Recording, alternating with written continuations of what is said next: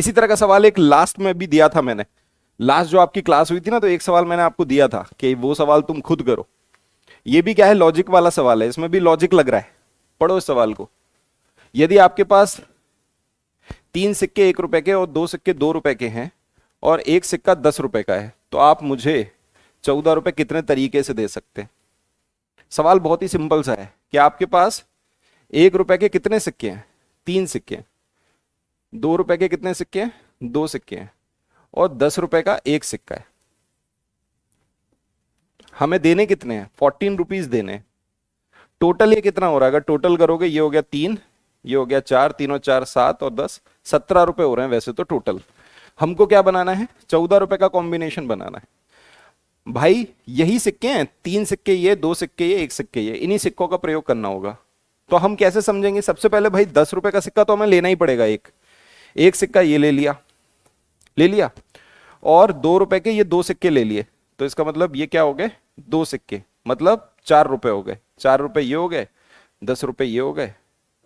तो एक कॉम्बिनेशन क्या बन गया, ये बन गया कि 10 रुपए का एक सिक्का ले लो, 2 रुपए के 2 सिक्के ले लो। एक तो तरीका ये हो गया। क्या उसके अलावा और कोई तरीका बन सकता है, बच्चे बता रहे हैं 2 तरीके से हो सकता है।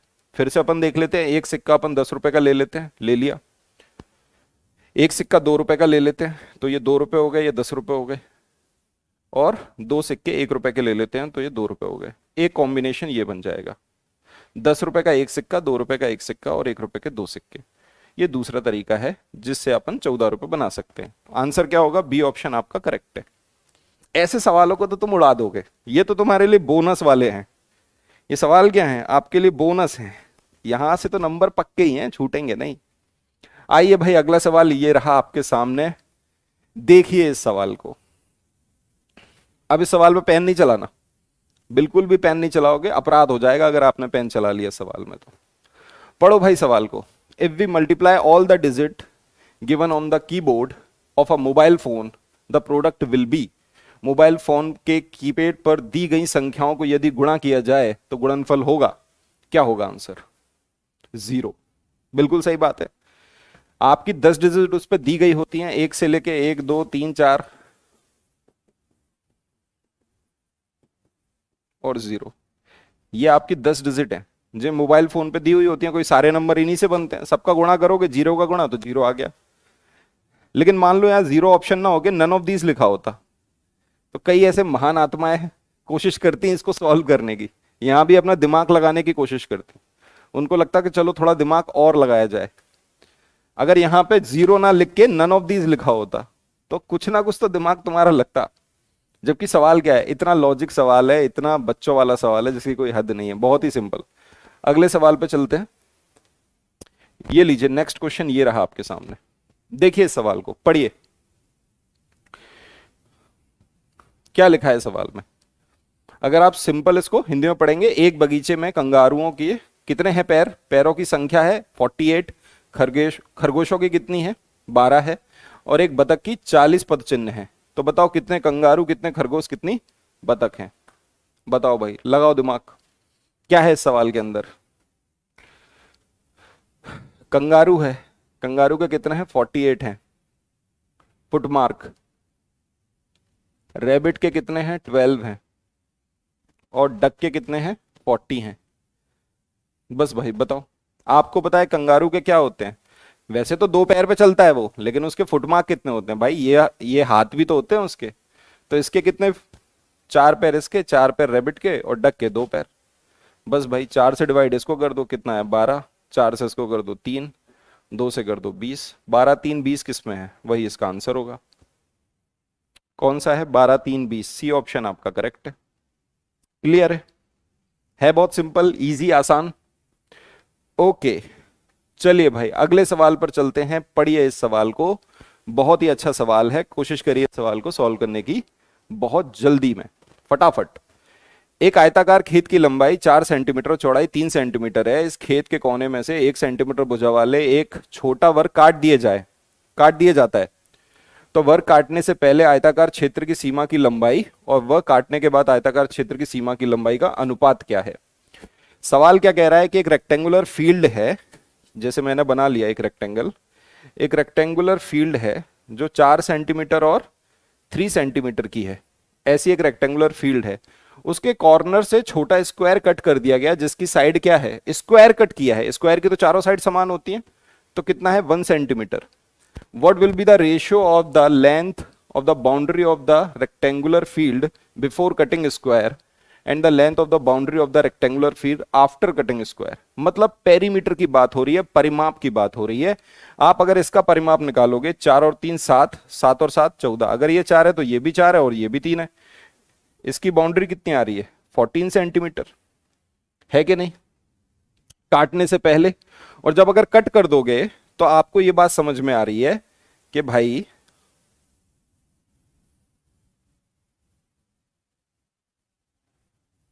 ऐसा कुछ कट हो गया, 4 स्क्वायर कट कर दिया अपन ने चारों तरफ से एक एक का। अब आप बोल रहे हो कि सर ये पूरा 3 था, इसका मतलब ये भी एक हो गया, ये भी एक हो गया, ये भी एक हो गया, ये भी एक हो गया, ये भी एक हो गया। ये पूरा 4 था, एक इधर से गया, एक इधर से गया, कितना बचा 2, ये बचा 2, और इधर ये क्या बचे, एक एक बचा। क्या होता है, पेरीमीटर का मतलब होता है कोई भी फिगर आपको दे रखा है, उसके परिमाप का मतलब है उसकी पूरी बाउंड्री की लेंथ। अगर यहां से आप इस कॉर्नर से शुरू करोगे तो 2 3 4 5 6 7 8 9 10 11 12 13 14, इसका भी परिमाप कितना आ रहा है 14 आ रहा है। तो दोनों का रेशियो निकालोगे बेटा, क्या आएगा 1:1, है ना। है सिंपल सवाल, इजी है, बोलो क्लियर है। ओके चलिए अगले सवाल पर चलते हैं, सभी को समझ आ गया होगा। अगला सवाल ये रहा आपके सामने, पढ़िए इस सवाल को। इजी सवाल है, सिंपल सवाल है। देखो हर टॉपिक से एक एक क्वेश्चन आएगा, जैसा कि मैंने आपको बताया है पहली क्लास में, मैंने सिलेबस भी डिस्कस किया है कि हर टॉपिक से आपके सिंगल सिंगल सवाल आते हैं। अब ये देख रहे हो, ये मेजरमेंट का सवाल है, और ये सवाल क्या है, बहुत ही सिंपल सा है कि शान 2 लीटर दूध को 3 बोतलों में इस प्रकार डालना चाहता है, भरना चाहता है, पोर 2 लीटर मिल्क इनटू अ 3 बोतल। ठीक है, कि पहली बोतल में वो आधा दूध भर दे, दूसरी बोतल में बाकी बचे हुए दूध का 3/4 भर दे, और तीसरी बोतल में बचे हुए दूध का 1/5 भर दे। ये आपको बोला है, तो तीनों बोतलों में भरने के बाद उसके पास कितना दूध बचेगा। सवाल ये है, आपने समझा कि पहली बोतल में वो हाफ ऑफ द मिल्क भर रहा है, और जो रेस्ट बच गया उसका 3/4 उसने सेकंड बोतल में भर दिया, और उसका जो रेस्ट बच गया उसका 1/3 उसने 1/5 किस में भर दिया, तीसरी बोतल में भर दिया। दो तरीके से इसको सॉल्व किया जा सकता है। एक तो ये किया जा सकता है कि भाई मिलीलीटर में आंसर है, तो 2 लीटर को आपने मिलीलीटर बना लिया, 1 लीटर में कितने मिलीलीटर, 1000 मिलीलीटर, है कि नहीं। तो आपने बोला सर टोटल हो गया 2000 मिलीलीटर 2 लीटर का। आपको पता है आधा मिल्क उसने भर दिया,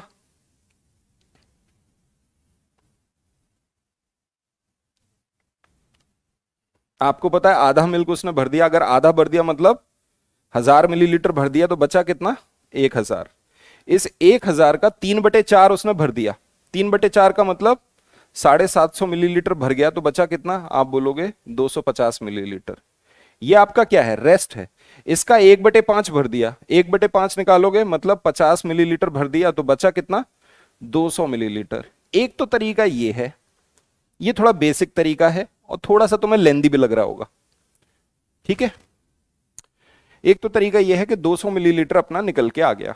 दूसरा तरीका क्या है, अगर एक फ्रैक्शन आपको दे रखा है तो दूसरा फ्रैक्शन आप खुद निकाल लेते हो। अगर आपसे बोला आधा भरा, इसका मतलब आधा बचा होगा।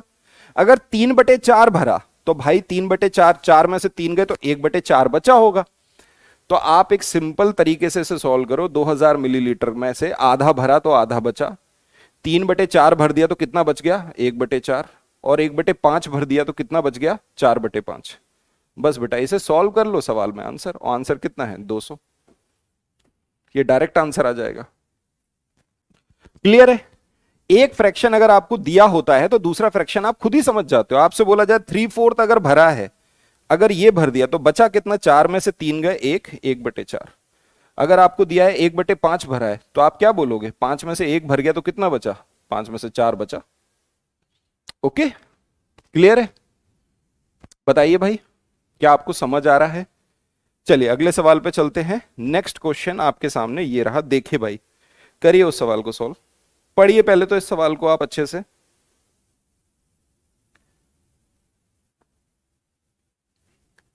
बताइएगा, है ना। चलिए, वरुण हैज 10 रुपीज करेंसी, मतलब उसके पास 10 रुपए का नोट है। ही परचेज पेन ऑफ 6 रुपीज, उसने 6 रुपए का पेन खरीदा और उसको क्या हुआ है, कॉइन वापस मिले 1 रुपए और 2 रुपए के। तो बताओ भाई उसको टोटल कितने कॉइन मिले होंगे, सवाल के नाम पे क्या है ये बताओ, क्या करें इस सवाल का, बोलो। कितना सिंपल क्वेश्चन है, क्या है इस सवाल के अंदर जो आप सॉल्व नहीं कर पाएंगे। आप सभी उत्तर बता रहे हैं सी, 3 आंसर बता रहे हैं और सभी का 3 आंसर एकदम सही है। भाई 10 रुपए का है, 6 रुपए चले गए, कितना बचा, 4 रुपए। 1 रुपए का सिक्का और 2 रुपए का सिक्का, 2 रुपए का एक सिक्का, 1 रुपए के 2 सिक्के। लो भाई कितने सिक्के प्राप्त हुए, 3 सिक्के उसको प्राप्त हो गए। बहुत ही सिंपल सवाल है, एकदम आसान, है ना। चलिए भाई आओ यार अगले सवाल पे चलते हैं। ये रहा आपका अगला सवाल, इस सवाल को पढ़िए, सॉल्व करने की कोशिश कीजिए। देखिए सीटेट पेपर 1 में मैथ आसान आता है, ये आपको भी पता है, लेकिन उस सवाल को जल्दी सॉल्व करना हमें सीखना है। हम इस क्लासेस को क्यों ले रहे हैं, आप इस क्लासेस को क्यों अटेंड कर रहे हैं, जिससे आपको पता चलेगा कि एग्जाम का पैटर्न क्या है, एग्जामिनर किस तरह के सवाल पूछता है। अब आपके पास ऐसा तो नहीं है कि आप किताब उठा के बैठ जाओगे, एनसीईआरटी की तीसरी चौथी पांचवी की, जरूरत ही नहीं है आपको। आप अगर इन क्लासेस को अटेंड करोगे, जैसे हमारी प्रीवियस ईयर खत्म होगा ना ये सेशन, उसके बाद अपन मोस्ट एक्सपेक्टेड क्वेश्चन की क्लासेस भी शुरू करेंगे, है ना। आपकी क्लासेस बनी रहेंगी, मैथ की क्लासेस आपको मिलेंगी, ठीक है। आइए भाई इस सवाल पर देखिएगा। The sum of 6 consecutive number is 45। What is the sum of square of first 3 number from the given 6 consecutive number. देखिए सवाल क्या है कि 3 consecutive नंबर का जो सम है वो कितना है, 45 है, 6 consecutive नंबर का, क्रमागत संख्याओं का। तो 6 क्रमागत संख्याओं में से पहली 3 संख्याओं के वर्गों का योग बताइए। तो पहले एक तरीका क्या है, आपने देखो किताबों में पढ़ा होगा या कहीं पढ़ा होगा, तो भाई क्या होगा, आप ऐसे मानते हो x, x+1, x+2, x+3, x+4, x+5, ऐसे आपने ये 6 क्या मान ली, वो मान ली, और इन सबको आपस में क्या कर दिया, जोड़ दिया। एक तो यही तरीका है, क्योंकि क्रमागत संख्याएं हैं, है ना, इन सबको आपस में आपने जोड़ दिया। एक तो बेसिक तरीका ये है।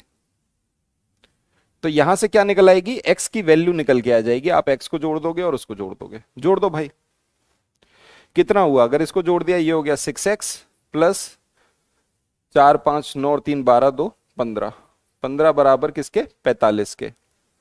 45 माइनस कर दिया 30, x की वैल्यू आ गई 5। इसका मतलब संख्या क्या है, 5 6 7 8 9 10। एक तो बेसिक तरीका ये है जो आप सीख रहे हो, जो आप सॉल्व कर रहे हो, किताबों में भी यही पढ़ा होगा आपने। ओके, तो 3 नंबर ये हो गए पहले, इनके स्क्वायर कर लो, 25 36 और 49, इन सबको आपस में जोड़ दो भाई, कितना होगा बताओ, बोलो भाई कितना आ रहा है, 110। आपका आंसर क्या आ रहा है, 110। ए ऑप्शन आपका करेक्ट है। एक तो बेटा ये तरीका हो गया जो आपने सीख लिया। अब आते हैं अपन अपने दूसरे तरीके पे और जल्दी सवाल को सॉल्व करने की कोशिश करेंगे। समझिए, आपको पता है कि एवरेज का मतलब क्या होता है या मीन का मतलब क्या होता है। तो आप बोलोगे सर मीन का मतलब होता है सम अपॉन जो भी नंबर्स दिए हैं उसको जोड़ दो और नीचे नंबर ऑफ टर्म्स, यही होता है। और आपको मैंने बताया था कि अगर कॉन्जिक्यूटिव नंबर्स हैं, मतलब क्रमागत संख्याएं हैं, तो कॉन्जिक्यूटिव में मीन और मीडियन सब बराबर होता है, मीन और मीडियन बराबर होता है। तो आप ये बात समझ गए कि अगर मैं इसका मीडियन निकाल लूं या इसका मीन निकाल लूं तो मुझे नंबर्स पता चल जाएंगे। ये सब करने की जरूरत नहीं है आपको। आपको दिया कितना है, 42, और कितनी संख्याएं हैं, 6, तो 6 से इसका भाग कर दिया तो कितना आ गया, 7.5। इसका मतलब अगर आपके पास 6 नंबर हैं तो उनका मीडियन कितना है, 7.5। इसका मतलब 7 ये होगा, 8 ये होगा, इन्हीं के बीच का नंबर तो 7.5 है। अगर ये 7 है तो ये 6 है, ये 5 है। अब पता चल गया, स्क्वायर निकाल लोगे। अब ये बात आपको पता होनी चाहिए, ये चीज आपको पता होनी चाहिए कि अगर कॉन्जिक्यूटिव नंबर्स हैं तो उनका मीन और मीडियन बराबर होता है, और कैसे निकाला जाता है ये आपको पता होना चाहिए। ठीक है, क्लियर है। चलो आओ भाई अगले सवाल पे। इस सवाल को देखो कितना सिंपल क्वेश्चन है ये, पढ़ो इस सवाल को। क्या लिखा है क्वेश्चन में, क्या लिखा है पेपर क्या लिखा है इस सवाल में बताइए, बोलिए। लिखा है कि वन एक प्राइम नंबर नहीं है और वन एक कंपोजिट नंबर नहीं है। ये दोनों ही बातें क्या हैं, सत्य हैं। नाइदर प्राइम नॉर कंपोजिट, ना ही ये प्राइम है और ना ही ये कंपोजिट है, ना ही भाज्य ना ही अभाज्य। वन ना ही भाज्य संख्या है ना ही अभाज्य संख्या है, दोनों कथन सत्य हैं। आपसे बोला गया which of the following above statement is are true. One is not prime number, one is not composite number. ठीक है, कौन सा सही है, पहला सही है। दोनों ही सत्य हैं, ना ही वो प्राइम नंबर है ना ही वो कंपोजिट है। अगले सवाल पे आइए। अब ये सवाल क्या है, इसको क्या बोले इस सवाल को। क्वेश्चन नंबर 7 गलत बता दिए। कौन है भाई, इसको गलत बता दिया हमने।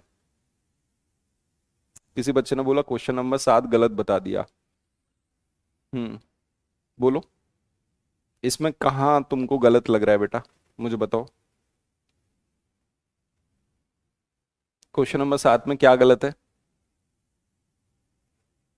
क्या आंसर है, सही है।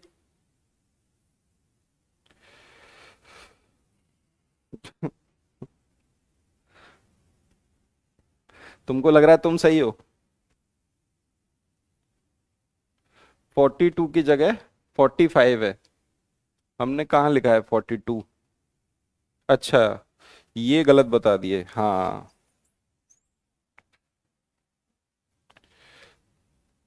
अब सही है, ठीक है बेटा, धन्यवाद। 42 की जगह 45, ठीक है।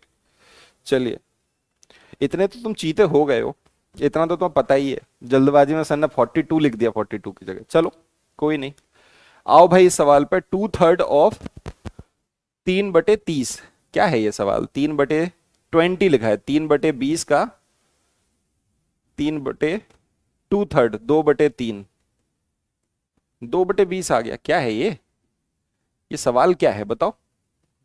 2/20, 2/20 बताओ। ये पूछा ही क्यों एग्जामिनर ने, या तो वो बहुत ज्यादा खुश था, क्या इसको पूछ के सिद्ध क्या करना चाहता है वो। आगे बढ़ते हैं अगले सवाल पे। आओ भाई इस सवाल को, ये सवाल अच्छा है, इस सवाल को देखिए। देखते हैं आप में से कौन इस सवाल का सही उत्तर बताता है। ये बढ़िया सवाल है, इसको देखो। हाँ ठीक है बेटा, गलती से लिख दिया हमने, गलती से लिख दिया। 45 की जगह हमने 42 लिख दिया। 42 काटोगे तो 7 ही आ जाएगा, है ना। चलिए, Geeta wants to fence a land with 100 metre wire. एक 100 मीटर वायर से वो एक क्या करना चाहती है, जमीन पर बाड़ लगाना चाहती है। उसे किस आकृति की भूमि में बाड़ लगाना चाहिए ताकि उसके पास अधिक क्षेत्रफल भूमि हो।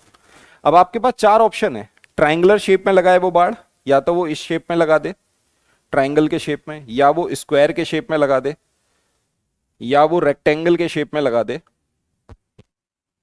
है ना, या वो सर्कल के शेप में लगा दे।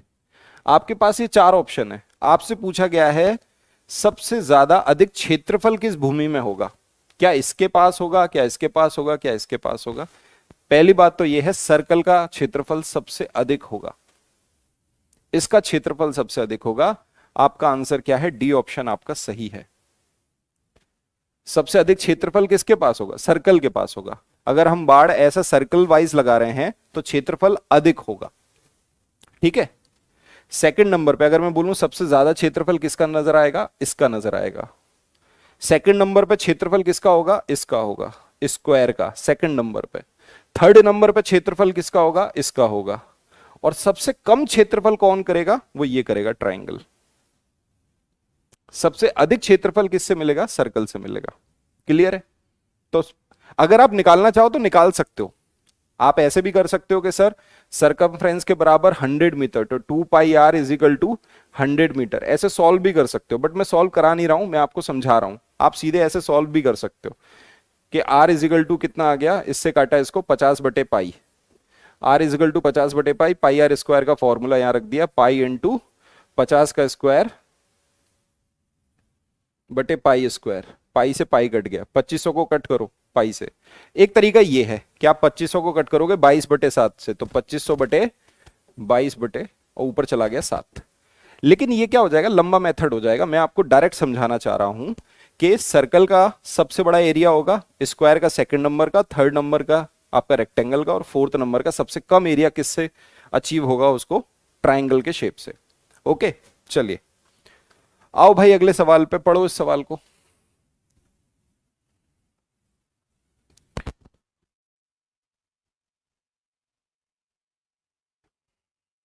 हाँ बेटा, आइए भाई इस सवाल को देखिए।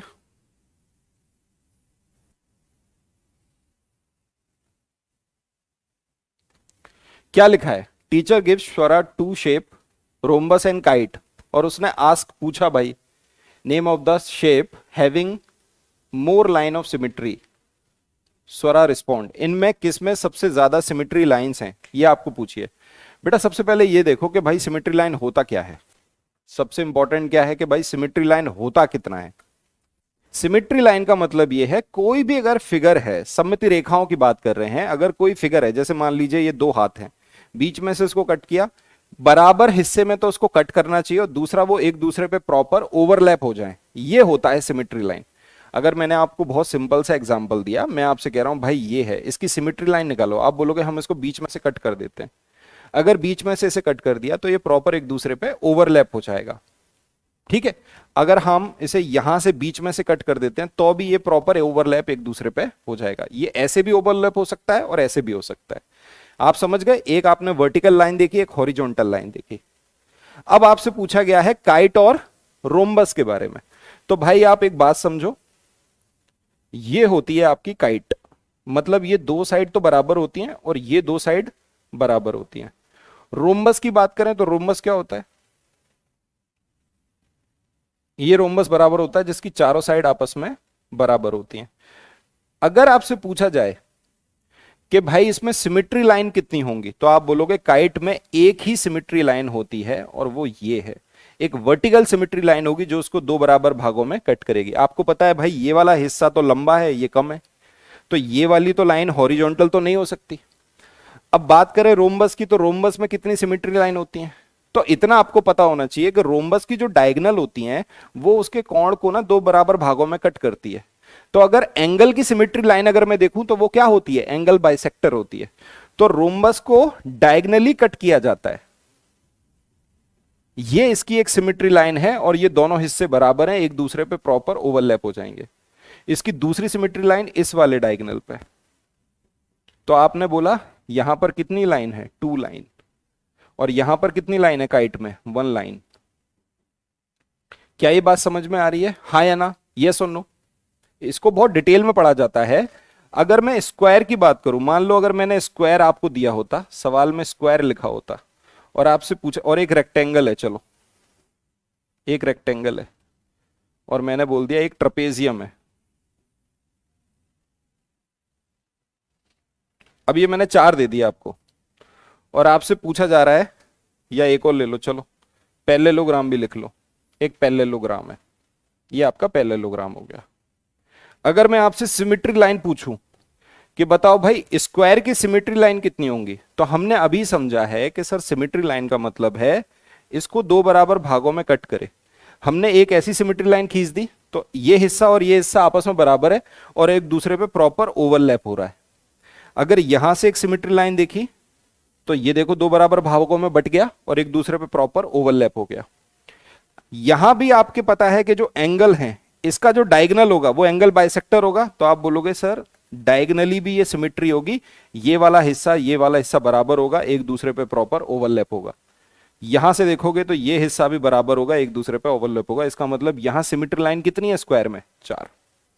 और हमने अभी देखी थी रेक्टेंगल की कितनी होंगी, दो। रेक्टेंगल में कितनी लाइन होंगी, दो।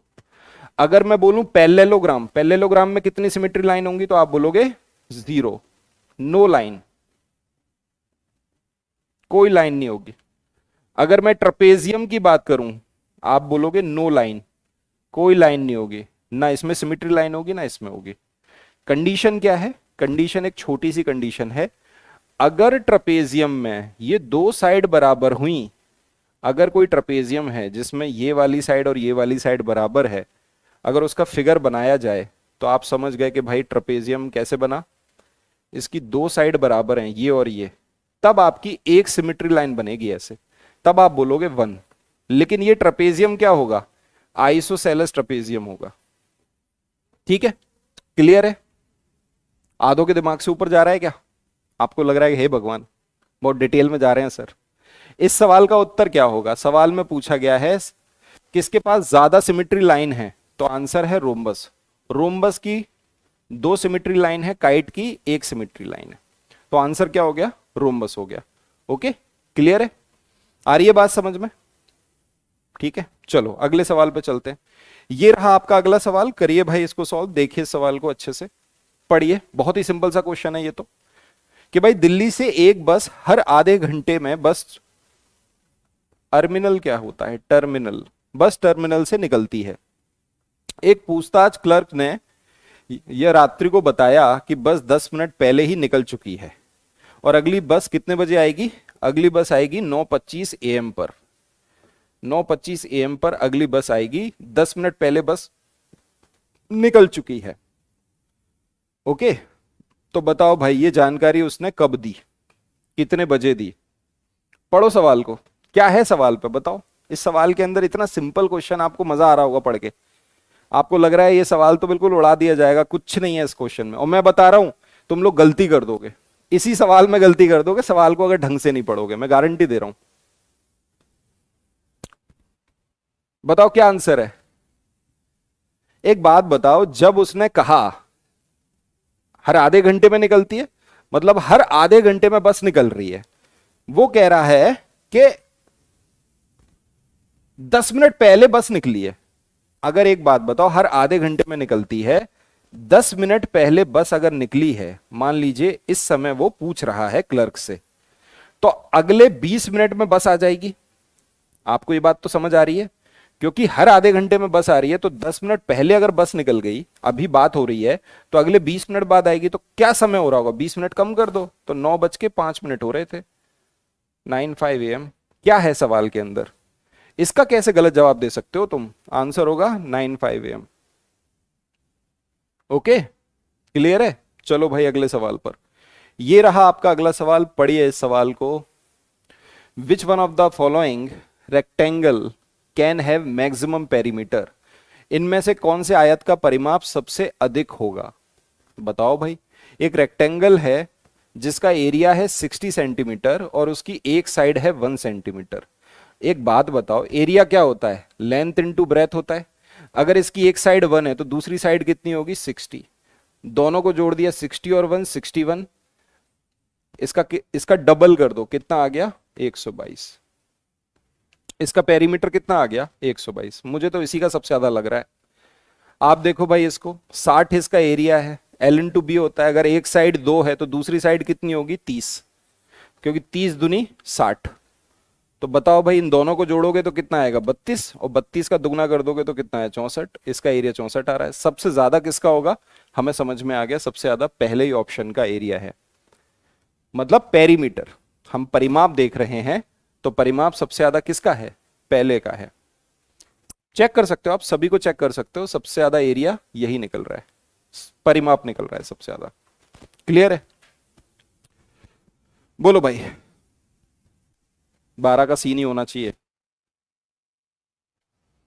12 का बेटा डी है, सी कहां है? 12 का डी है ना, सी कहां है? सी किसने बोल दिया? आगे बढ़े, लो अगला सवाल। ये सवाल भी क्लियर हो गया, इस सवाल को पढ़ो। डॉक्टर ने अमन को रोज पर्याप्त मात्रा में पानी पीने की सलाह दी कि भैया पानी पिया करो रोज। नियमित रूप से एक दिन में वो 14 ग्लास पानी पीता है, 14 ग्लास भाई साहब वो पानी पी लेता है। और यदि एक ग्लास की क्षमता 300 मिलीलीटर है, तो भाई 14 इंटू 300, इसका मतलब वो एक दिन में कितना मिलीलीटर पानी पी रहा है, 14 तिया 42, 4200 मिलीलीटर, जिसको अगर लीटर में बदल दोगे तो वो कितना हो गया, 4.2 लीटर। क्लियर है? बताओ भाई, तो सवाल है वो सप्ते में कितना पानी पी रहा है, 7 से मल्टीप्लाई कर दो, क्या होगा भाई आंसर? बोलो भाई, बी ऑप्शन 29.4 लीटर, यही आ रहा है, 29.4 लीटर। बी ऑप्शन करेक्ट है, सभी का सही है। आज तो सबके ही सवाल सही निकल रहे हैं। आओ भाई अगले सवाल पर। इस सवाल पर आओ, चलो इस सवाल को देखते हैं, ये सवाल कौन सही करता है। इस बार सीटेट के पेपर 1 में ये वाले सवाल पूछे गए। ये आपकी 5वीं क्लास की एनसीईआरटी में दिया हुआ है, ये 5th क्लास की एनसीईआरटी में दिया। देखो सीटेट की सबसे अच्छी खूबी क्या है पता है? सीटेट के बारे में सबसे अच्छा चीज ये है कि इसका एक प्रॉपर सिलेबस है। जो एग्जाम में सिलेबस बोला गया है वही एग्जाम में पूछा जाता है। ये नहीं कि बाकी के राज्यों में जो टेट के एग्जाम होते हैं ना, जैसे एमपी टेट, यूपी टेट हो गया, राजस्थान टेट हो गया, वहां पर तो भाई सिलेबस के अकॉर्डिंग नहीं आता पेपर, कुछ अलग ही पेपर आ जाता है।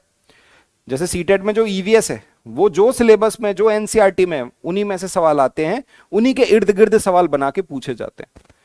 तो देखो ये सवाल बड़ा बढ़िया सवाल है। यहां पर बोला गया identify the angle made by the middle alphabet of 1। मतलब ये जो मिडिल अल्फाबेट है इसमें कौन सा एंगल है। आप एक बात समझो, 3 तरह के एंगल होते हैं, एक्यूट एंगल, राइट एंगल और ऑब्ट्यूस एंगल। आपको पता है ऑब्ट्यूस मतलब अधिक कोण, राइट एंगल मतलब समकोण, एक्यूट मतलब न्यून कोण। भाई अगर एंगल 90 डिग्री से छोटा हो तो वो एक्यूट एंगल कहलाएगा, अगर एंगल 90 डिग्री के बराबर हो तो वो राइट एंगल कहलाएगा, अगर एंगल 90 डिग्री से बड़ा हो तो वो ऑब्ट्यूस एंगल कहलाएगा। आप एक बात बताइए, बीच का क्या है, एन है, और यहां पे आपको जो एंगल है वो नजर कौन से आ रहे हैं? आंसर क्या हो गया? Acute angle. ये क्या नजर आ रहे हैं? एक्यूट एंगल नजर आ रहे हैं। अगर मैं आपसे बोलूं भाई ई है, ये है ई, मान लो मैंने लिख दिया ई, यहां पर एंगल देखो आप, यहां पे कितने एंगल नजर आएंगे? तो आप बोलोगे सर एक एंगल ये हो गया, एक एंगल ये हो गया, एक एंगल ये हो गया, एक एंगल ये हो गया, यहां पे 4 राइट एंगल आपको नजर आएंगे, 4 राइट एंगल।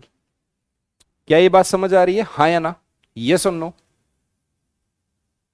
चलो आगे बढ़ते हैं, कर लोगे फिर ये सवाल। आओ भाई इस सवाल पर, ये दिख तो रहा है ना क्वेश्चन? इस क्वेश्चन को पढ़ो अच्छे से। डेटा हैंडलिंग का सवाल है, आप इसको डेटा हैंडलिंग का सवाल कह सकते हो। पढ़ो। एक टेबल दी गई है जिसमें marks obtained by 3 student before and after studying. मतलब ये तो पहले उसके मार्क्स थे 67, 54, 63, पढ़ने के बाद मार्क्स कितने आ गए? स्टूडेंट दिए मानसी, हरमन और फैजल, 79, 60 और 74। आपसे कहा गया है सवाल में which is the approximate average marks obtained by all 3 students together in each type of the study। मतलब प्रत्येक स्टडी की टाइप में। इसका मतलब यहां पे इनका एवरेज निकालो, यहां पे इनका एवरेज निकाल लो, बस हो गया सवाल। एक तरीका क्या है कि सबको आपस में जोड़ दो, और कितने हैं? 1 2 3, 3 से भाग कर दो, यहां पे सबको जोड़ दो, 3 से भाग कर दो। क्लियर है बहुत सिंपल। क्या होगा जवाब बताओ, करके बताओ, तुम खुद ही करो इसको। देखो एवरेज निकालने का एक दूसरा तरीका भी होता है जो मैं आपको बता रहा हूं। एवरेज निकालने का बेटा एक दूसरा तरीका है। तुम ये देखो कि ये नंबर कितना लिखा है, 67, 54 और 63। यहां पे एक राउंड नंबर मान लो, तुमने मान लिया कि मैंने राउंड नंबर मान लिया 60। मैं कह रहा हूं कि भाई इन तीनों का एवरेज 60 होना चाहिए। अगर 60 नहीं है तो आप देखो, देखो 60 से कितना ज्यादा है? 7 ज्यादा है। ये 60 से कितना कम है? 6 कम है। ये 60 से कितना ज्यादा है? 3 ज्यादा है। तो आपने देख लिया 7 और 3 10, माइनस कितना 4, तो कितना बचा? +4। ये एक्स्ट्रा बचा जिसको 3 में बांट दो, तो 3 से कट किया तो 1.33 आया, उसको इसमें जोड़ दो तो आंसर क्या आ गया? 61.33। ये इन तीनों का एवरेज है। एक तरीका ये है जिसको आप ओरली भी कर सकते हो, आपको जोड़ने की भी जरूरत नहीं है, आप ओरली कर सकते हो। जैसे 79, 60 और 74 लिखा है, तो आप मान के चलो कि भाई इनका एवरेज 70 है। हमने 70 मान लिया, लेकिन आप देख रहे हो 70 में 9 ज्यादा है, 70 में 10 कम है, 70 में 4 ज्यादा है। तो आपने देखा इन सबको आपस में आपने निकाला तो कितना बच रहा है? +3, जिसको 3 स्टूडेंट में बांट दो तो क्या आंसर आया? +1। +1 इसमें ऐड कर दो, इनका एवरेज 71 है। क्लियर है? जो भी तरीका तुमको ठीक लगे वैसे कर सकते हो, बहुत ही आसानी से सवाल सॉल्व हो जाएगा। ऑप्शन क्या है? 61.33 और 71, डी ऑप्शन आपका है। बाकी आप तीनों को जोड़ के 3 से भाग भी दे सकते हो, बहुत ही छोटा सवाल है। ठीक है, आओ भाई अगले सवाल पर। ये लीजिए अगला सवाल, ये रहा आपके सामने, सिमिट्री लाइन का ही सवाल है। सवाल में क्या है? Which of the following group letter have both horizontal and vertical symmetry line. मतलब जिसमें हॉरिजॉन्टल और वर्टिकल दोनों सिमिट्री लाइन होनी चाहिए, ऐसा ग्रुप बताओ। आप अगर देखोगे भाई पहले वाले को सी, इसमें वर्टिकल तो सिमेट्री लाइन है, लेकिन वो हॉरिजॉन्टल तो है लेकिन वर्टिकल नहीं है। एक्स को देखो, आप बोलोगे एक वर्टिकल होगी, एक हॉरिजॉन्टल होगी और एक वर्टिकल होगी। टी देखो भाई, टी में एक वर्टिकल है। तो हमको समझ में आ गया कि यहां पर दोनों की बात की जा रही है। तो ऑप्शन नंबर कौन सा होगा? बी आपका सही है। ऑप्शन नंबर बी आपका सही है। आप चेक कर सकते हो, एक्स जिस और ये एच और ओ, यहां पर कितनी सिमेट्री लाइन है? आपको वर्टिकल और हॉरिजॉन्टल बोला गया ना, तो एक तो वर्टिकल होगी, एक हॉरिजॉन्टल होगी, एक वर्टिकल होगी, एक हॉरिजॉन्टल होगी, एक वर्टिकल होगी, एक हॉरिजॉन्टल होगी। क्लियर है कि नहीं? आप इसको लिख सकते हो, मैं तुम्हें लिखा देता हूं। नो लाइन, ऐसे कौन से लेटर हैं जिसमें कोई सिमेट्री लाइन बनेगी ही नहीं? ऐसे कौन से लेटर हैं जिसमें कोई सिमेट्री लाइन नहीं बनेगी? लिख लो, F G J L N P Q R S Z. ये वो लेटर हैं जिनमें कोई सिमेट्री लाइन बनती ही नहीं है। आप देखो भाई, इनमें कोई भी सिमेट्री लाइन नहीं बनेगी, ना ही हॉरिजॉन्टल और ना ही वर्टिकल। किसी भी तरह की कोई सिमेट्री लाइन आपको नजर नहीं आ रही इनमें। ठीक है, इनमें आपको कोई भी सिमेट्री लाइन नजर नहीं आ रही है।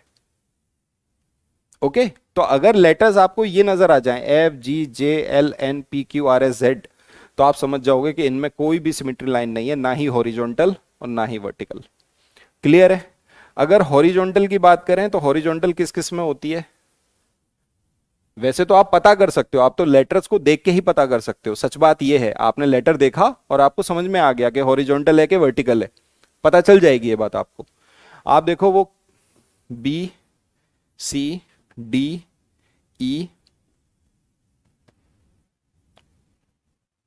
H I K O x, इन सभी में आपको क्या नजर आ रहा है? इन सभी में आपको नजर आ रहा है हॉरिजॉन्टल। आप देखो, इसमें भी हॉरिजॉन्टल, इसमें भी, इसमें भी, इसमें भी, इसमें भी, इसमें भी, इसमें भी, इन सभी में आपको हॉरिजॉन्टल लाइन नजर आ रही है। ये हॉरिजॉन्टल लाइन बनती है। ये लेटर्स की बात हो रही है और ये सवाल 100% आएगा पेपर में। 100% आपके पेपर में क्वेश्चन आएगा सिमेट्री का, 100% एक सवाल आएगा। क्लियर है? तो बस भाई इसको सीख लो, इसको याद कर लो, कैसे भी कर लो, है ना? ओके, इसको याद करना है। वर्टिकल, कोई मुझे बता सकता है वर्टिकल लाइन किस किस लेटर में होती है? वर्टिकल लाइन किस किस लेटर में होगी बताओ? ये तो हॉरिजॉन्टल की बात हुई। आप बोलोगे ए में हो गई, एच में हो गई, आई में हो गई, ठीक है, एम में हो गई, और बताओ, ओ में हो गई, ठीक है, टी में हो गई, यू में, वी में, डब्ल्यू में, एक्स में और वाई में। ये आपकी क्या हो गई? वर्टिकल लाइन हो गई। तो आप वर्टिकल लाइन दे सकते हो। अगर आपको बोला जाए भाई बोथ वर्टिकल और हॉरिजॉन्टल किस किस में होती है, तो आपको लेटर पता चल रहे हैं, एच आई एक्स और ओ। अगर आपसे सवाल किया जाए कि दोनों लाइन किस किस में हैं, तो वो 4 लेटर आपके हैं, एच आई एक्स और ओ। और याद रखना, ओ लेटर में तो कितनी होती है? इनफाइनाइट। अगर आपसे सिर्फ ओ के बारे में पूछा जाए तो एकमात्र लेटर है जिसमें अनंत सिमेट्री लाइंस होती हैं। क्लियर है? लिख लो, हमने आपको समझा दिया अच्छे से। ठीक है, क्लियर है? तो आप देखो ऑप्शन में क्या है। अगर आपसे बोथ पूछा गया तो आपने देख लिया एक्स एच ओ, यही आंसर है, बस आगे बढ़ गए। क्लियर है? चलिए भाई अगले सवाल पर आइए। इस सवाल को देखिए, करिए इस सवाल को सॉल्व। कोई ट्रिक नहीं है, अरे कोई ट्रिक नहीं है बेटा, करो इस सवाल को सॉल्व। बताइए, ए में भी हॉरिजॉन्टल है। कौन है ये आदमी? ए में हॉरिजॉन्टल कैसे बेटा? मतलब ऐसे तुम कट कर दोगे? मैंने आपको क्या बोला? सिमेट्री लाइन का मतलब है दो बराबर हिस्सों में इसको डिवाइड करना। दो बराबर हिस्सों में डिवाइड होगा और दो बराबर हिस्सों में डिवाइड होने के बाद वो प्रॉपर ओवरलैप भी होना चाहिए। इसमें तुमने हॉरिजॉन्टल कैसे बना दी? बेटा संकट में हो तुम, तुमको जाना चाहिए, तुम कहीं जाओ, कोई बाबा बाबा पे जाओ, थोड़ा दिखाओ, साया वाया है, ब्रह्मा जी की कृपा तो लगी रही है तुम पे। आइए भाई इस सवाल को पढ़िए। अब ये तो सवाल कैसा है, केवल स्टेटमेंट का सवाल है जिसको तुम खुद ही कर लोगे। तुमको पता है भाई रेडियस क्या है, त्रिज्या मतलब रेडियस, रेडियस व्यास मतलब डायमीटर की आधी होती है। तो आप ऐसे भी बोल सकते हो रेडियस डायमीटर की आधी है, या आप ये भी बोल सकते हो डायमीटर रेडियस का दुगना है, रेडियस का दुगना है। अब इस सवाल में तो कुछ है ही नहीं, व्यास त्रिज्या की दुगनी होती है, या त्रिज्या व्यास की आधी होती है। राकेश और सानिया आपस में चर्चा कर रहे हैं, राकेश कहता है त्रिज्या व्यास की दुगनी होती है। गलत है भाई ये स्टेटमेंट। और सानिया कह रही है त्रिज्या व्यास की आधी होती है। कौन सा स्टेटमेंट सही है? सानिया करेक्ट है। बताओ। राकेश हमारे गलत निकल गए। राकेश को कोई समझाए कि पढ़ाई कर लो, चर्चा मत करो। और यही मैं तुम्हें समझा रहा हूं, कमेंट में बेटा पढ़ाई कर लो, वरना सानिया का हो जाएगा सिलेक्शन और तुम कौन हो जाओगे? तुम बन जाओगे राकेश। फिर तुम्हें सब ढूंढेंगे मोहल्ले में, कहाँ है राकेश? क्योंकि ढूंढ ढूंढ के ही तो तुमसे फिर बात करेंगे ना लोग, जब तुम्हारा सिलेक्शन नहीं होगा तब तुम्हें ढूंढेंगे, ढूंढ के पूछेंगे और भाई राकेश। तो अब अगर किसी ने उल्टे सीधे कमेंट किए वो समझ जाओ वो राकेश है। सानिया का तो हो गया सिलेक्शन, वो तो सही पढ़ रही है, वो तो सब सही बता रही है। बताओ इस सवाल का उत्तर। अगला सवाल ये रहा आपके सामने, ठीक है। Areeba find angles in various English letter and numerical digits, in which of the following group she will only find right angle, जिसमें उसको केवल राइट एंगल मिले हैं, ऐसे ग्रुप बताओ। अरीबा अंग्रेजी अक्षर और गणितीय अंकों में कौन ढूंढती है? निम्नलिखित में से किस समूह में उसे केवल समकोण मिलेंगे? समकोण का मतलब 90 डिग्री। तो बताओ भाई समकोण किस में मिलेंगे उसको? सबसे पहले आपको दिख रहा है भाई एच, एच में आपको समकोण मिलेंगे। ये आपको कोण दिख रहे हैं, 4 कोण होंगे एच में। अगर आपसे पूछा जाए एच के अंदर कितने समकोण हैं, तो आप बोलोगे सर इसके अंदर 4 राइट एंगल हैं।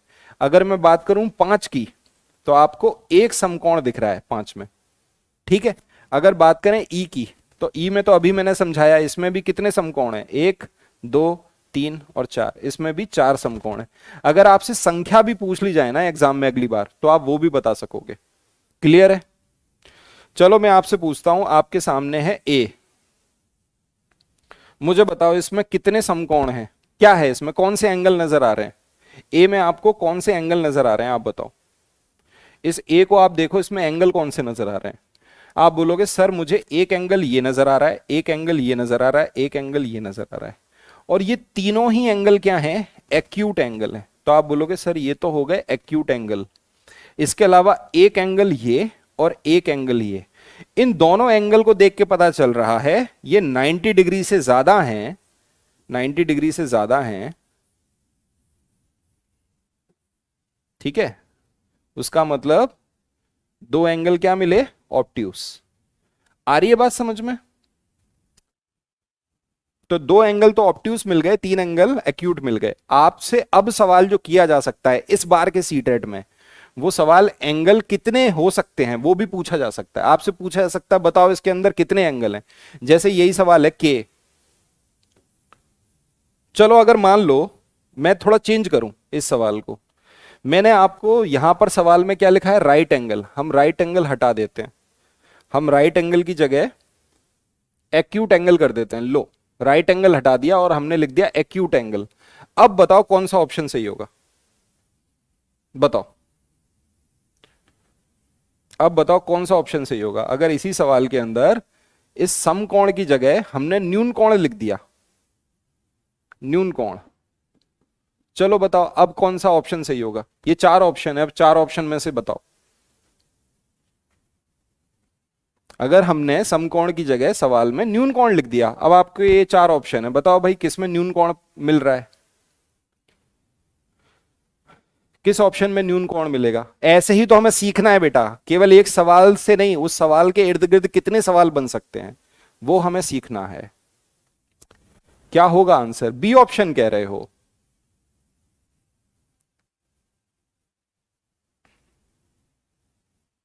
वैसे तो ए ऑप्शन में भी न्यून कोण दिख रहे हैं, बी भी सही है, ए भी सही है ना। अब मैं न्यून कोण आपसे अगर पूछ रहा हूं तो आप बोलोगे सर न्यून कोण हमें इसमें भी नजर आ रहा है, जैसे के है, के में देखो ये वाले जो एंगल हैं, ये दोनों एंगल क्या है, एक्यूट एंगल है, ठीक है। अगर सात है, सात में ये वाला एंगल एक्यूट एंगल है। अगर टी है, नहीं टी में तो ये 90 डिग्री बन रहा है, नहीं, option number B is correct, ये सही है आपका, बी ही इसका आंसर होगा। पहला वाला गलत हो गया, पहला वाला बेटा क्या हो गया, गलत हो गया। क्यों? क्योंकि T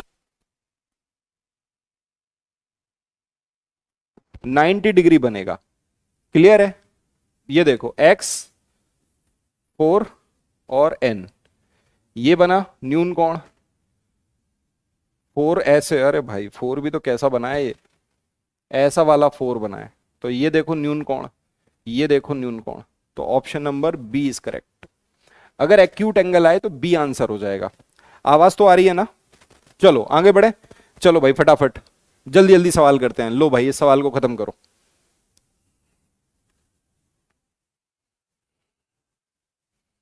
okay, the factor of any numbers are, किसी भी संख्या के फैक्टर्स उसके बराबर होते हैं या उससे कम होते हैं। अगर मैं एक छोटा सा एग्जांपल लूं, कोई सा भी नंबर ले लो यार, तुम छोटा सा एक नंबर ले लो, 6, 6 के फैक्टर देखो, 1 2 3 और 6। या तो फैक्टर उस नंबर के बराबर होते हैं या उससे कम होते हैं, पहला ऑप्शन सही है, इक्वल टू, लेस देन, बस पहला ऑप्शन आपका सही है। क्लियर है? चलिए भाई अगले सवाल पे, ये रहा आपका अगला सवाल। ये सवाल क्या है, कैलेंडर का सवाल है, लेकिन बहुत ही सिंपल सवाल है, ठीक है। पढ़ो इस सवाल को। वीनू ने फाउंड किया birth certificate while cleaning the home, घर को साफ सफाई में उसको बर्थ सर्टिफिकेट मिला।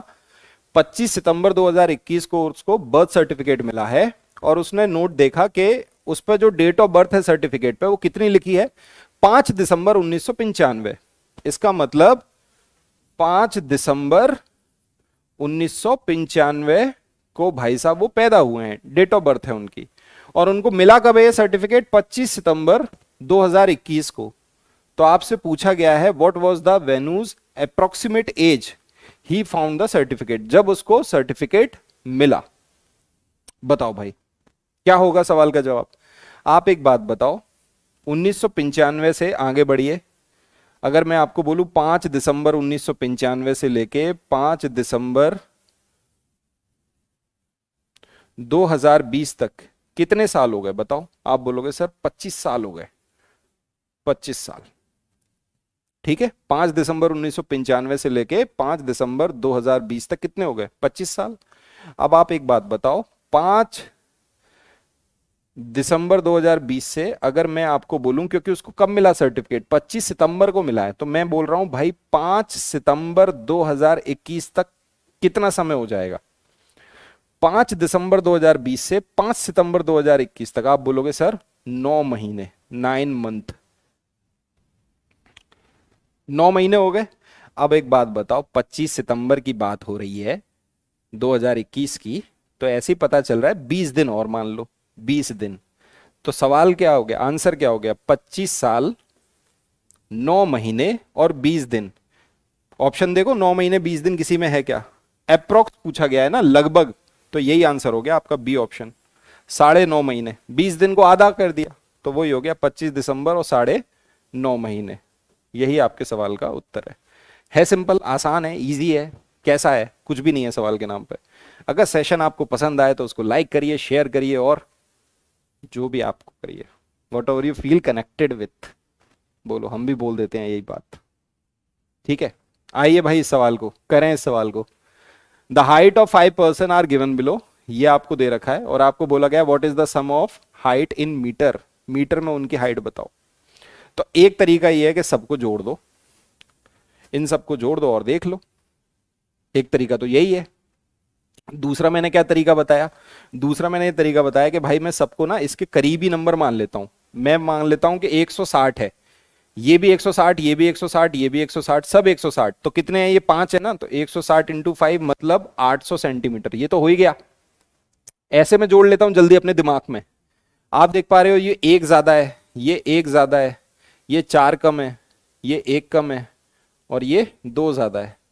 तो बस बेटा एक से एक कट कर दो, 2 और 1 3, और ये क्या हो गया, है ना। हाँ ये 4 कम है, ये एक ज्यादा है, ये एक ज्यादा है ना, यहां पे 3 होगा। देखो इंग्लिश में 3 लिखा है ना, यहां पे 3 होगा, तो आप बोलोगे ये 3 ज्यादा है,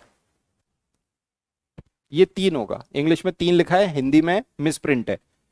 तो देखो ये 3 और 2 5, 5 में से 4 गया, एक बचा, तो एक और जोड़ दो, आप बोलोगे 801 सेंटीमीटर। ठीक है, अब ये तो आप ओरली भी सॉल्व कर सकते हो, इसमें पेन चलाने की जरूरत भी नहीं है बेटा, ये तो आप ओरली भी सॉल्व कर लोगे, या तो आप सबको आपस में जोड़ लो, एक तो तरीका ये है। तो क्या हो गया भाई, 8 मीटर 1 सेंटीमीटर। आपको पता है भाई 1 मीटर में 100 सेंटीमीटर होते हैं, तो भाई 800 सेंटीमीटर मतलब 8 मीटर। क्लियर है, तो 8 मीटर 1 सेंटीमीटर इस सवाल का उत्तर हो गया। चलिए आगे बढ़ते हैं, अगला सवाल ये रहा, देखिए इस सवाल को। 1729 is called Ramanujan number because it is the smallest expressible as the sum of two cube in different way, in two different way। दो अलग अलग तरीकों से दो संख्याओं के घनों का योग से यह नंबर बनता है। ये रामानुजन संख्या कहा जाता है क्योंकि यह एक सबसे छोटी संख्या है जिसे दो अलग तरीकों से दो संख्याओं के घनों के योग द्वारा दर्शाया गया है। निम्नलिखित में से कौन से युग्मों के घनों से यह संख्या प्राप्त होगी, यह आपका सवाल है। बताओ क्या होगा इस सवाल का उत्तर। आपको तो देख के ही पता चल रहा है आंसर क्या है इसका, बी है। कितना है, 1729। सबसे छोटा नंबर है रामानुजन। रामानुजन किससे मिलने गए थे, मूवी देखी है, हार्डी से मिलने गए थे। दोनों बहुत अच्छे मैथमेटिक्स, मतलब हार्डी मिलने गए थे रामानुजन से, तबीयत खराब थी उनकी, तब उन्होंने बोला था, इसको टैक्सी नंबर भी कहते हैं, कहीं कहीं आपने पढ़ा होगा टैक्सी नंबर, क्योंकि टैक्सी पे लिखा हुआ था ये नंबर। तब उन्होंने बोला यार एक बहुत ही नॉर्मल सा नंबर मैंने आज देखा, तो उन्होंने बोला कौन सा नंबर, 1729। तो बोला यार अच्छा, कह रहा ये नॉर्मल नंबर नहीं है। तब उन्होंने बताया कि भाई अगर आप 12 का क्यूब करोगे प्लस 1 का क्यूब करोगे तो यही नंबर आपको प्राप्त होगा। 1728 क्या होता है, 12 का क्यूब प्लस 1, तो ये बन गया 1729। अगर आप 10 का क्यूब करोगे प्लस 9 का क्यूब करोगे तब भी आपको ये नंबर प्राप्त होगा, 1000 प्लस 729, तो अभी आपको 1729 मिलेगा। यही नंबर है जो दो तरीके से अपन कर सकते हैं। ठीक है, कमेंट बॉक्स में लिखना, एक नंबर मैं आपको और दे रहा हूं 4104। बताओ भाई, ये भी आपका एक नंबर है 4104, और ये बताइएगा भाई कौन से दो नंबरों के क्यूब से। यही सेम क्वेश्चन मैं आपको दे रहा हूं कि इसी तरह के दो युग्म बताना जिससे ये नंबर बन जाए 4104। ठीक है, कमेंट में लिखना है इसको। आगे बढ़ते हैं, अगले सवाल पे चलते हैं। ये रहा आपका अगला सवाल, सिंपल सा क्वेश्चन है, देखिएगा इसको। 3 friends receive message on their mobile phone at an interval of 20 minutes, 30 minutes, 45 minutes respectively. They start receiving message together at a particular time. After how much time will they receive message again on their mobile phone all together? मतलब तीनों को 20 minute, 30 minute और 45 minute के अंतराल में अपने phone पे संदेश प्राप्त हुए। तो उन्हें संदेश एक निर्धारित समय पे एक साथ प्राप्त होना शुरू हुआ। तो अब बताओ अगला पुनः एक साथ संदेश कब प्राप्त होगा। तो सवाल को देख के समझ में आ रहा है कि भाई यहां पे 20 मिनट, 30 मिनट और 45 मिनट का हमें क्या निकालना है, एलसीएम निकालना है। एलसीएम बेटा कैसे निकालते हैं, आप इसी नंबर को एलसीएम मान के चलो। इसका मतलब यहां 9 है, यहां 5 है। इसको देख लो, इसमें क्या नजर आ रहा है, यहां पे 6 नजर आ गया, यहां 5 नजर आ गया, 6 पंजे 30, यहां 4 नजर आ रहा है 5। तो देखो 5 तो इसमें है ही है, तो दोनों का 5 हटा दो।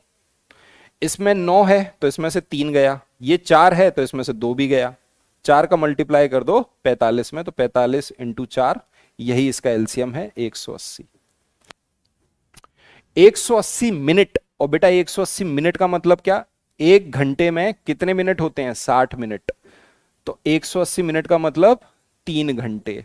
इसका मतलब 3 घंटे के बाद एक साथ उनके मैसेज फिर से उनको मिलेंगे। आंसर क्या हो गया, ये हो गया 3 घंटे।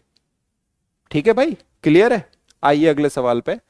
ये रहा आपका अगला सवाल, लास्ट क्वेश्चन है। ये पीडीएफ में अपने बेटा टेलीग्राम पे डाल दूंगा, मैथ्स विद उदय सर पे, वहां से आप ले लेना विद आंसर की। ठीक है, और एक सुपर टेट की किताब है, आपके अगर दोस्त वगैरह हो उनको बताइएगा। सुपर टेट की प्रैक्टिस बुक हम लेके आए हैं, प्रैक्टिस सेट बुक है ये। डिस्क्रिप्शन में इसकी लिंक मौजूद है, लिंक इसकी डिस्क्रिप्शन में, आपके वीडियो के डिस्क्रिप्शन में इसकी लिंक होगी। ओके, चलिए, ये आपके फ्रैक्शन आपको दे रखे हैं, तो इसमें बताना है among the following fraction the largest and smallest, सबसे बड़ा और सबसे छोटा क्या है इस सवाल के अंदर। आपको तो मैंने तरीका भी सिखाया है, इन सभी का क्या लेना है, डिफरेंस। सबसे बड़ा कौन सा नजर आ रहा है, 6/7, सबसे छोटा कौन सा नजर आ रहा है, 1/2। सभी का डिफरेंस कितना है, इसका भी डिफरेंस 1 है, इसका भी डिफरेंस 1 है। सबसे पहला स्टेप क्या है, न्यूमरेटर और डिनोमिनेटर का डिफरेंस लेना है, न्यूमरेटर और डिनोमिनेटर का। दूसरा स्टेप, न्यूमरेटर से इसके डिफरेंस को माइनस कर देना है। और तीसरा स्टेप, वैल्यू के अकॉर्डिंग देख लेना है कौन सा बड़ा कौन सा छोटा। सभी का डिफरेंस, इसका भी डिफरेंस 1, इसका भी 1, इसका भी 1, इसका भी 1, इसका भी 1, इसका भी 1, सभी का 1-1 डिफरेंस आ रहा है। तो वैल्यू क्या निकल आई, इसकी 3, इसकी कितनी निकल के आ गई, 6, इसकी 1, इसकी 2, इसकी 4, इसकी 5। तो बस बेटा, जो सबसे छोटी वैल्यू वो छोटा फ्रैक्शन, जो सबसे बड़ा वैल्यू वो बड़ा fraction. Option number A is correct. Clear है। चलिए भाई, आज के लिए इतना ही रखते हैं। थैंक यू सो मच, आप लोग जुड़े रहे। आप लोगों को अच्छी लगी क्लास तो लाइक शेयर करिए, जो भी है ना। इसी तरीके से करिएबल पे क्लास कब होगी बेटा, कुछ ही दिनों में प्रॉपर स्केड्यूल फॉलो हो जाएगा, कुछ ही दिनों में प्रॉपर स्केड्यूल अपना फॉलो होगा। 4104 के बेटा 2 नंबरों के क्यूब का सम होगा वो, और वो दोनों सेट बताने हैं। लिखना कमेंट बॉक्स में, लिखना उसको। ठीक है, चलिए भाई, आज के लिए बहुत बहुत शुक्रिया आपका, है ना। मिलते हैं अगली क्लास में नए सवालों के साथ में, और पेपर 2 की भी क्लास हम अभी जल्दी ही शुरू करेंगे। ठीक है, thank you, good evening, good night, खुश रहिए।